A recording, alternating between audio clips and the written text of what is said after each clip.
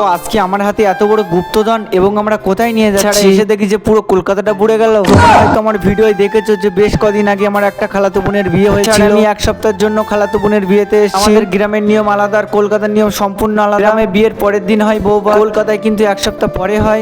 গল্পই এই বাক্সটা কোথায় নিয়ে যাচ্ছে আর কি আছে তোমাদের সাথে বলাই হলো না। বিয়েতে যেসব গিফটস গুলো দেওয়া হয়েছিল ওইগুলো আছে এই বাক্সের ভিতরে। যাই হোক, আমি আর আমার খালাতো ভাই বাক্সটা নিয়ে চলে এসেছি দুলোভার বাড়ি। তোমরা অনেকেই কমেন্ট করেছো যে তোমার খালাতো বোনটা কেমন একটু দেখতে চাই। যাই হোক, একটু ক্যামেরা থেকে দূরে থাকে, ক্যামেরা একদম পছন্দ করে না। দেখো তোমাদের সাথে বকতে বকতে অলরেডি আমাদের নাস্তা চলে এসেছে। খালাতো ভাইয়ের হাতে আলগা করে তুলে দিলাম, মেয়ের বড় ভাইয়ের হাতে তুলে দিলাম। মেয়ের বড় ভাই বলতে আমার খালাতো ভাই। আমার গেঞ্জির রংটা পুরো ম্যাচিং খেয়েছে। যাই হোক, খাওয়া দাওয়া কমপ্লিট। এইবার যাচ্ছি আমরা খালাদের বাড়ির দিকে। এখান থেকে খালাদের বাড়ি হেঁটে গেলে 2 থেকে 3 মিনিটের মধ্যে পৌঁছে যাবো। ধরতে গেলে বিয়েটা হয়েছে কাছাকাছি, মানে এই পাড়া থেকে ও পাড়া। পরে একটু বাড়িতে আসলাম আর এসে দেখি যে বাইরে ঝমঝম করে বৃষ্টি হচ্ছিল। ইচ্ছা হচ্ছিল যে এই বৃষ্টিতে প্রচন্ড পরিমাণে ভিজি, যেহেতু বৃষ্টিতে ভিজতে আমার কিন্তু খুব ভালো লাগে। নিচে একটা মেয়ে মাথায় চড় মেরে বলে তোর জন্য বৃষ্টিটা হচ্ছে। তোমাদের সাথে গল্প করতে করতে অলরেডি কলকাতাটা ঘুরেই গেল। এখানে কিন্তু বৃষ্টি হচ্ছিল 10 থেকে 15 মিনিট মধ্যে কলকাতাটা এরকম হয়ে গেল। সত্যি কথা বলতে গেলে কলকাতায় এসে একটা জিনিস কিন্তু আমার প্রচন্ড পরিমাণে ভালো লেগেছে। হিন্দু কে মুসলিম দেখে না, সব নিজের ভাই বলে মনে করে। জানালার দিকে একটু হাত বাড়িয়েছিলাম আর প্রচন্ড পরিমাণে ভালো লাগছিল।